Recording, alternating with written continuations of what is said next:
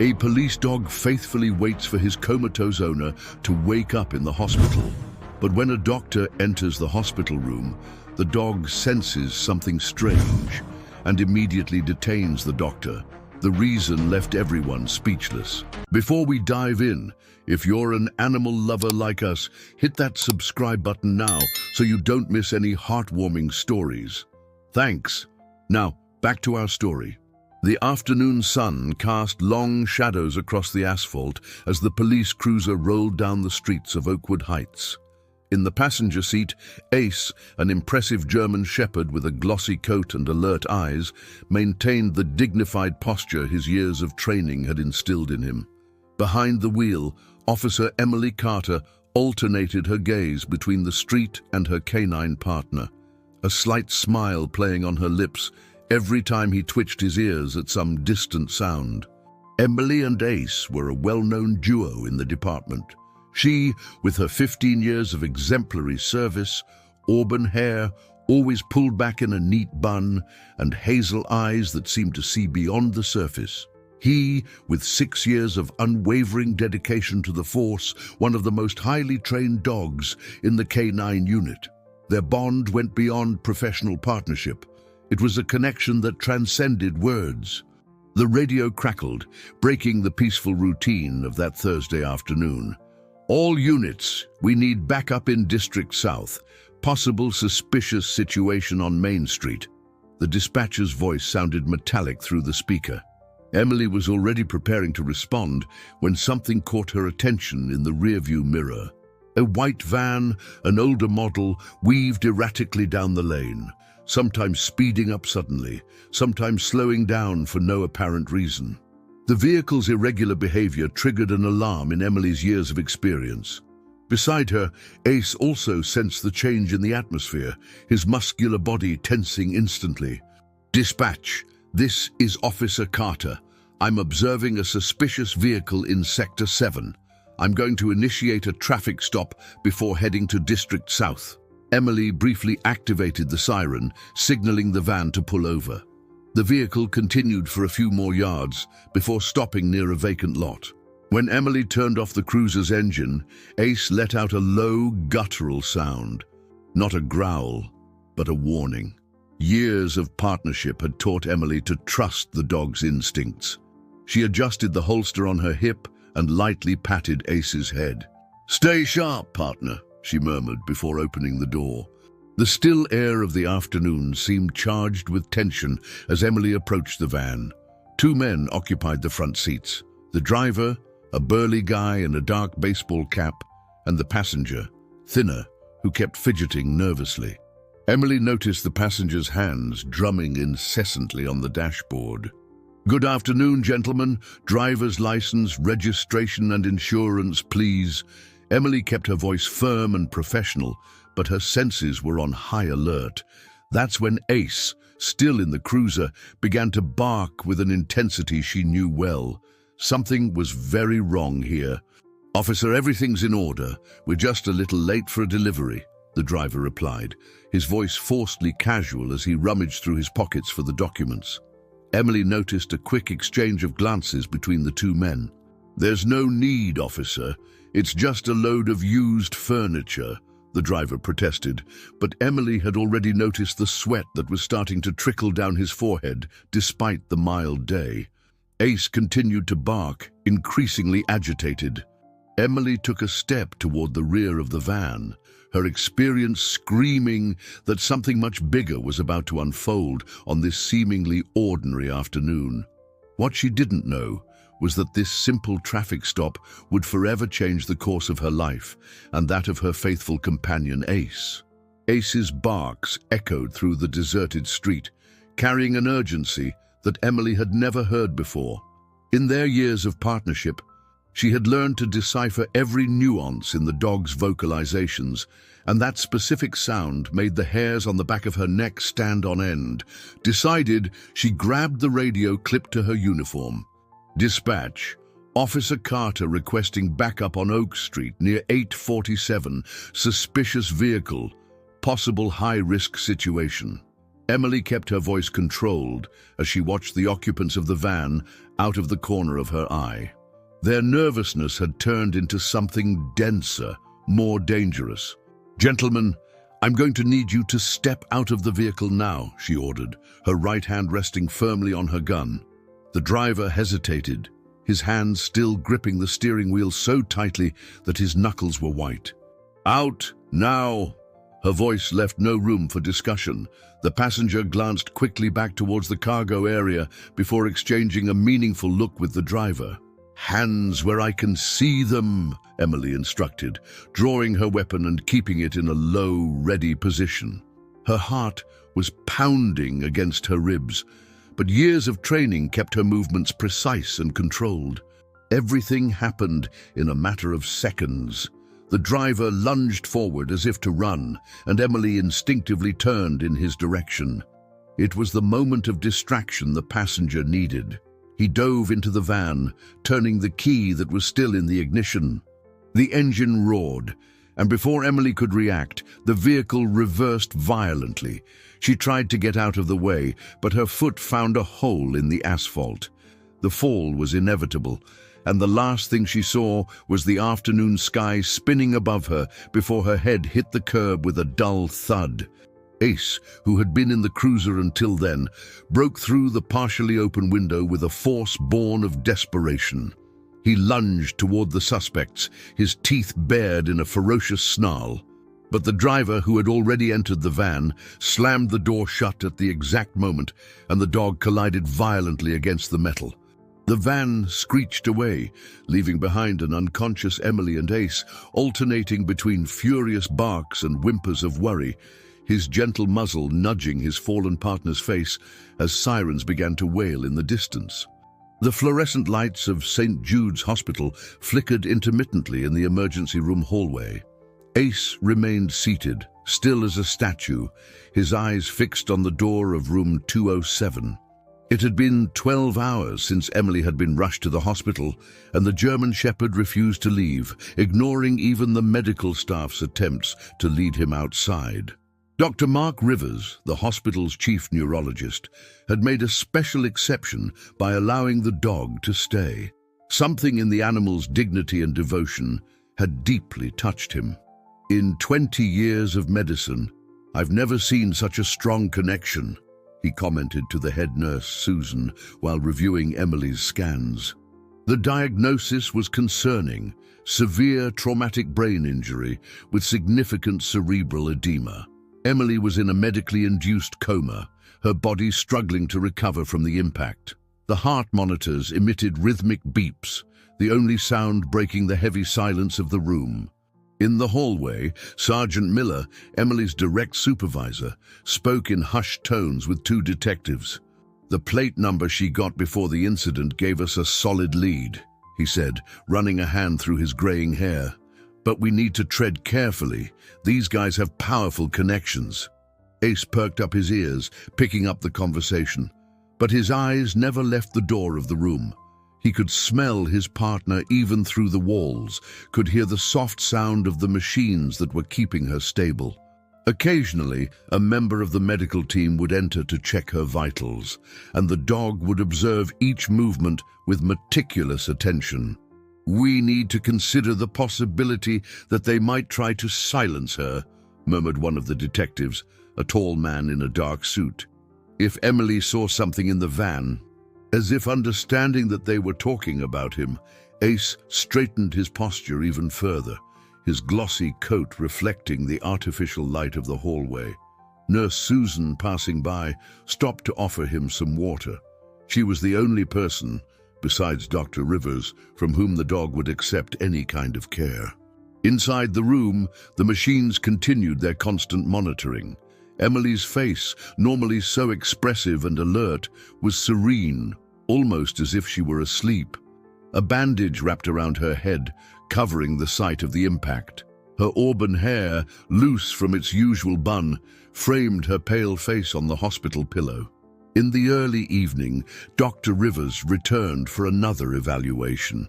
As he opened the door to the room, he noticed that Ace had moved for the first time in hours, his ears perked and his body tense. The doctor followed the dog's gaze and noticed an unusual movement at the end of the hallway, two figures in white coats that he didn't recognize. Susan frowned, observing the men who were now talking near the nurse's station. "No, doctor, and I know all the staff on duty today." The digital clock at the nurse's station read 11:47 p.m. when the two men in lab coats began to move down the hallway, seemingly making rounds. Dr. Rivers, still suspicious, decided to remain near Emily's room, pretending to review some notes on his tablet. Susan, sensing the tension in the air, positioned herself strategically behind the nurse's desk, her finger hovering over the emergency button. Ace hadn't moved, but his whole body radiated a contained energy like a steel cable about to snap. His dark eyes followed every movement of the fake doctors, his flared nostrils picking up that odor that his memory associated with danger, with the van, with the moment his beloved partner had fallen. "Good evening, Doctor," one of the men greeted as he passed Dr. Rivers. There was something strange about his accent, an artificiality that didn't escape the veteran doctor's trained ears. The other man kept his hands in the pockets of his lab coat, a seemingly casual gesture, but one that made the hairs on the doctor's neck stand on end. "Good evening," Rivers replied dryly, noting that the supposed doctor's ID badge was turned inward, making identification impossible. "I don't recall seeing you around the department before." Susan, watching the scene, discreetly activated the silent mode on her phone and began to type a message to hospital security. Years of experience in the ER had taught her to trust her instincts, and they were all screaming that something was very wrong. The men continued their slow approach to room 207. Ace, still motionless, let out a growl so low that only Dr. Rivers, standing next to him, could hear. The doctor felt a chill run down his spine. There was something primal, ancestral in that sound, a promise of imminent violence. The first man stopped, his face taking on an expression that didn't match the supposed position of resident. "Of course, Doctor. Let me just—" His hand moved towards the inside pocket of his lab coat. It was at this moment that everything changed. The second man, in a sudden movement, pulled something from his pocket. Not a credential, but a metallic object that glinted under the fluorescent lights. Susan, behind the desk, immediately activated the silent alarm, her fingers trembling slightly on the button. Time seemed to freeze for a fraction of a second. Dr. Rivers, realizing the danger, opened his mouth to shout a warning. But before any sound could escape his throat, Ace sprang into action with astonishing speed. The impact of Ace against the fake doctor was devastating. In a matter of seconds, the metallic object flew from his hand, clattering as it hit the hospital's linoleum floor. The man fell backward, with the weight of the German Shepherd on his chest, the air escaping his lungs in a single forced gasp. Ace, keeping him pinned, growled in a way that made the blood run cold in the veins of everyone present. The second imposter, reacting to the attack, tried to pull something from his own pocket, but Dr. Rivers, driven by a surge of courage, threw himself at him. The doctor's tablet hit the criminal's face with surprising force, causing him to stumble backward. Susan, taking advantage of the confusion, rushed to lock the door to Emily's room. "Security! Security on the third floor, now!" she shouted into the intercom, her voice echoing through the normally quiet hallways of the hospital. The sound of hurried footsteps began to reverberate through the stairwells and elevators. Ace maintained his position with unwavering firmness, his eyes fixed on the man beneath his paws, conveying a clear message. Any movement would be met with even greater force. The dog's police training was evident in every tense muscle of his body, in the precision with which he kept the suspect immobilized without causing serious injury. The hospital security guards arrived in less than a minute, followed closely by two police officers who were stationed on the ground floor. The scene they encountered was surreal. A respected doctor holding a man against the wall, a head nurse in a defensive position near the door of a room, and a majestic German Shepherd completely dominating a suspect on the floor. They were trying to get into Officer Carter's room, explained Dr. Rivers, panting while the police officers handcuffed the two men. If it wasn't for Ace, we found fake IDs on them, reported one of the officers, examining the suspect's pockets. Very well forged hospital credentials. They did their homework. The German Shepherd, even after the threat had been contained, refused to leave his guard post. He returned to his initial position in front of room 207, but now his posture was even more imposing, as if his success in protecting his partner had renewed his strength. Dr. Rivers, after giving his initial statement to the police, briefly entered the room to check on Emily. The monitors showed that her vital signs remained stable, completely oblivious to the drama that had just unfolded outside. The doctor made some notes on his new tablet and, as he left, stopped to observe Ace. The night wore on slowly at St. Jude's Hospital. In the hallways, the fluorescent lights continued their constant vigil, silent witnesses to how the bond between a police officer and her dog had thwarted a meticulously crafted plan. And as the city slept, Ace maintained his tireless guard, his eyes attentive and ears alert, protecting not only his partner, but also a bond of loyalty that transcended human understanding. The briefing room at the police precinct buzzed with activity the next morning. Sergeant Miller, with deep circles under his eyes that betrayed a sleepless night, spread photographs and documents across the dark wooden table. The two men captured at the hospital had begun to talk, and the information that was emerging was more serious than anyone could have imagined. The van that Officer Carter intercepted was part of a much larger network, he explained to the assembled investigators. We're talking about an organization that has infiltrated various institutions in the city. Hospitals, trucking companies, even sectors of the government. Detective Marina Torres, known for her perspicacity in complex cases, studied the photographs of the suspects intently. We were able to identify them through their fingerprints, she said, passing 2 sheets across the table.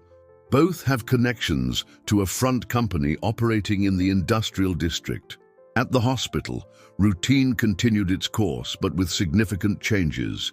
Security had been reinforced, and now 2 police officers stood constant guard in the hallway, in addition to Ace, who remained at his unwavering post. Dr. Rivers had established a special protocol. Only pre-authorized professionals could enter Emily's room, and always under the watchful eye of the German Shepherd.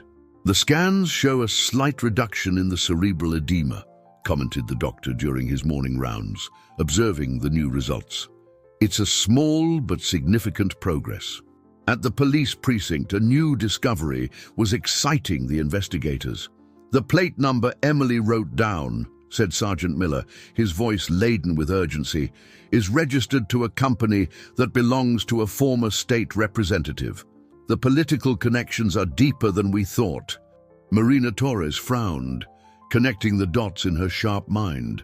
They tried to silence Emily, not only for what she saw in the van, but for what that plate number could reveal, she concluded. Every small detail she recorded during that traffic stop is a piece of a much larger puzzle.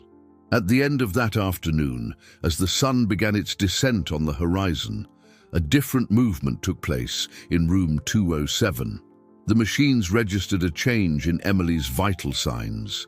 Dr. Rivers was called in urgently, and upon examining his patient, a small smile appeared on his tired face. Ace, who hadn't left his post for even a moment, raised his head upon hearing those words, his intelligent eyes fixed on his partner's face, as if he could, by the force of his will, hasten her awakening. The bond between them, already extraordinary, had strengthened even further during those days of constant vigil. The first sign was a slight movement of her fingers, so subtle that only Ace, with his heightened senses, noticed it. The German Shepherd immediately stood up, his ears pricked forward, his whole body tense with anticipation. A low whine escaped his throat, drawing the attention of Nurse Susan, who was making her routine notes. "What is it, boy?" she asked, approaching the bed.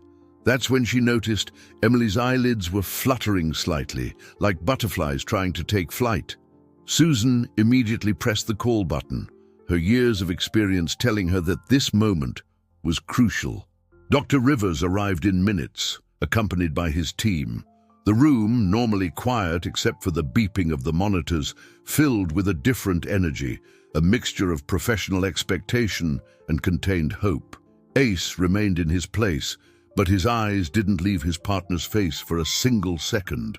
Emily's fingers moved again, this time with more strength, finding the doctor's hand. Her eyes opened slowly, blinking several times to adjust to the light. The initial confusion in her gaze was expected, but there was something more there, an inner strength that was beginning to awaken. Ace, was the first word that came from her lips, her voice hoarse from the time of silence. The German Shepherd responded immediately, taking a step forward, his tail wagging slightly for the first time in days.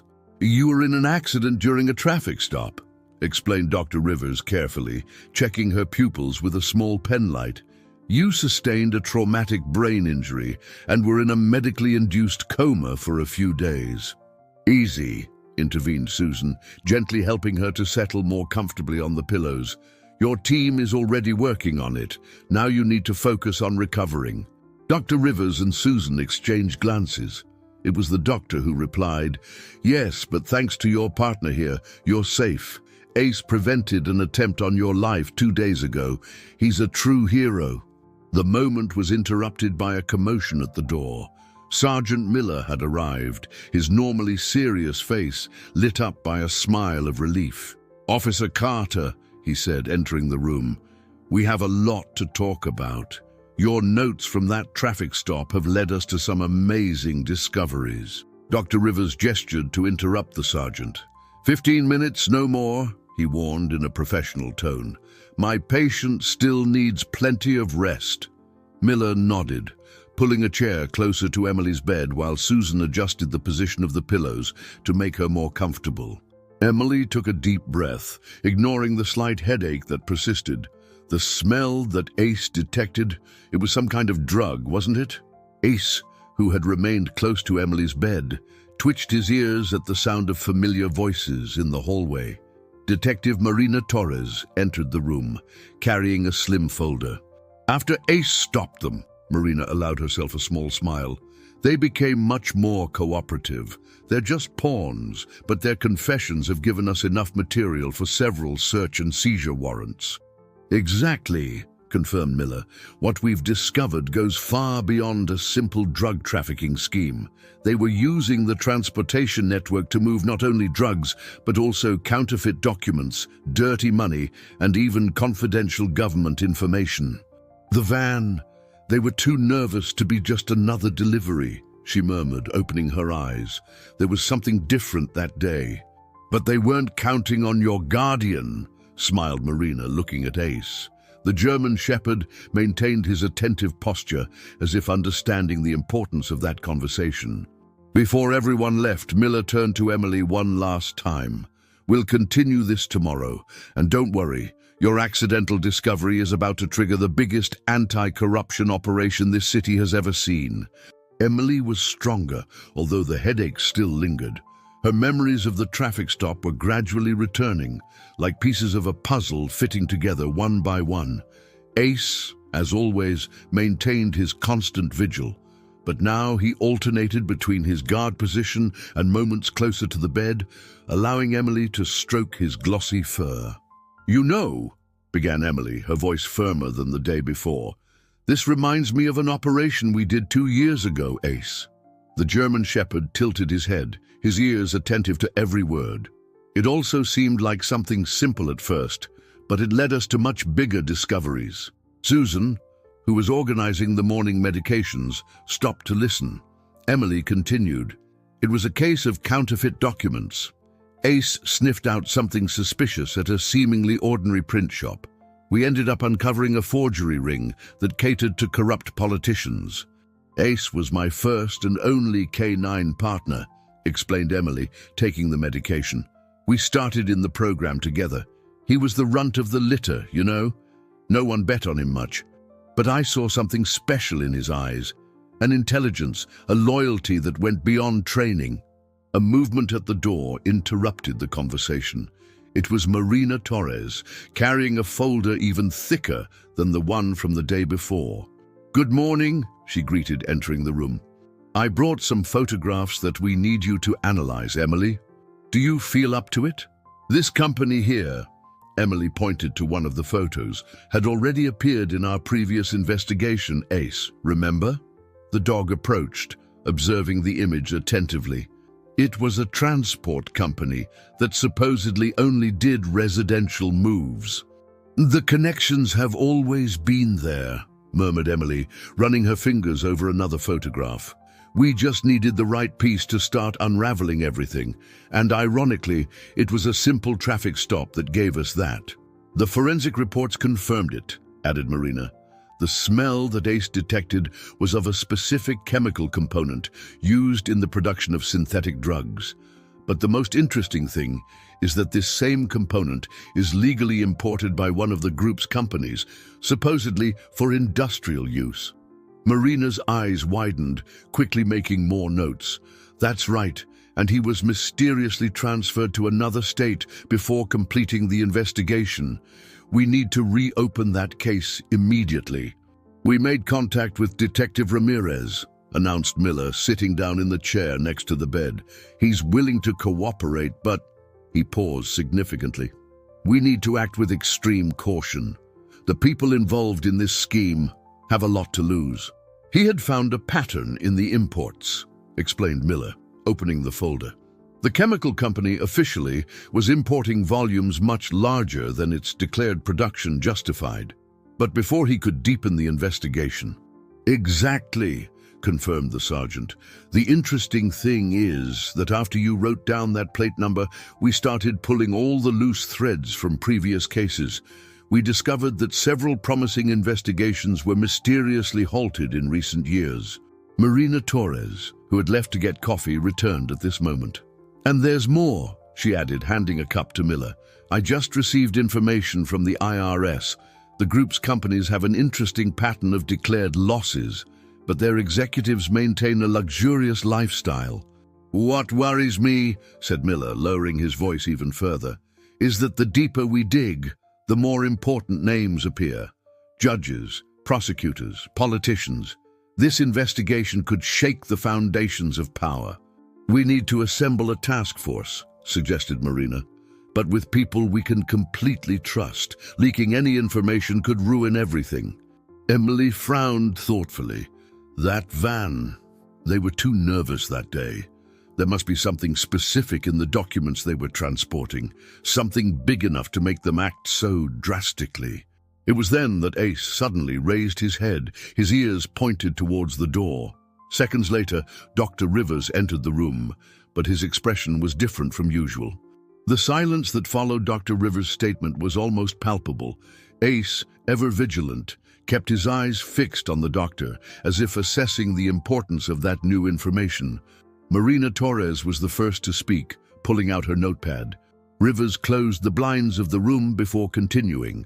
"Dr. Fernando Meireles, director of Central Hospital. Apparently he has close ties to Transcargo Logistics." The doctor paused, choosing his words carefully.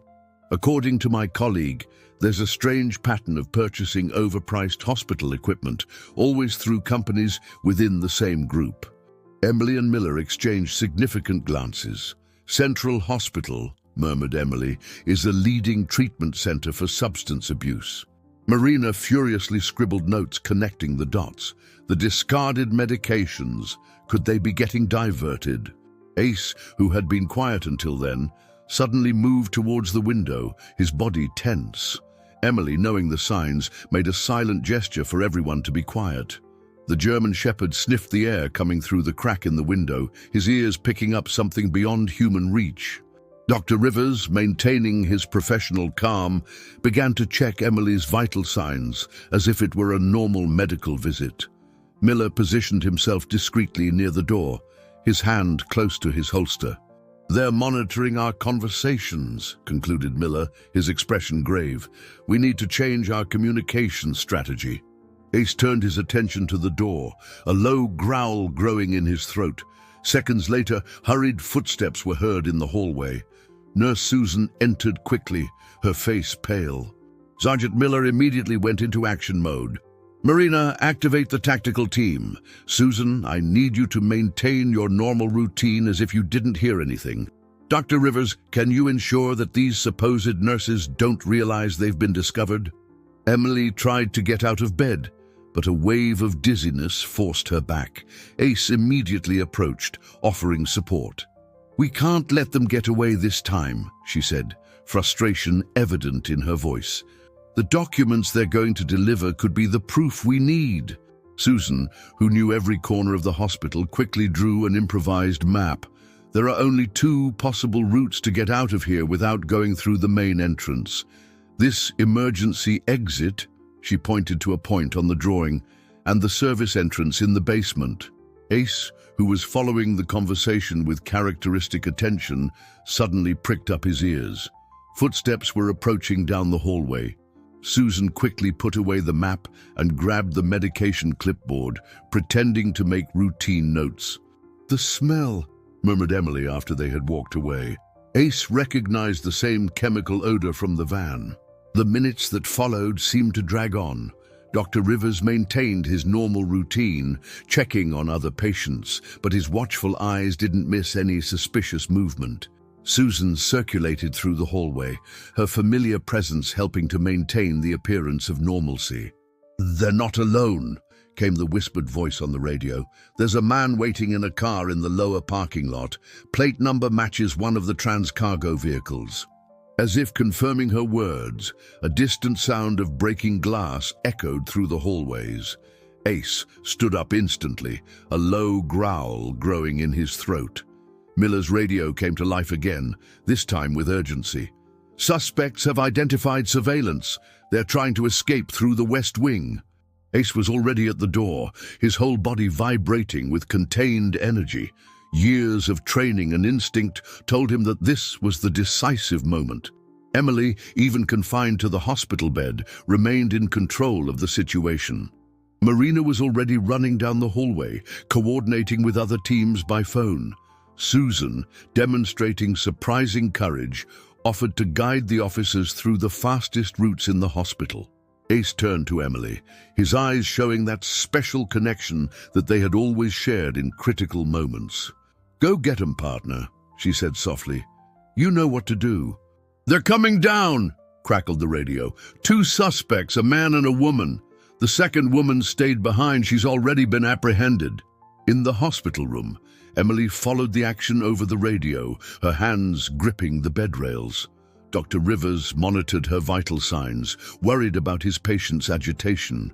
"It's a diversion," murmured Emily, understanding the plan. "They know the ground floor exits are blocked.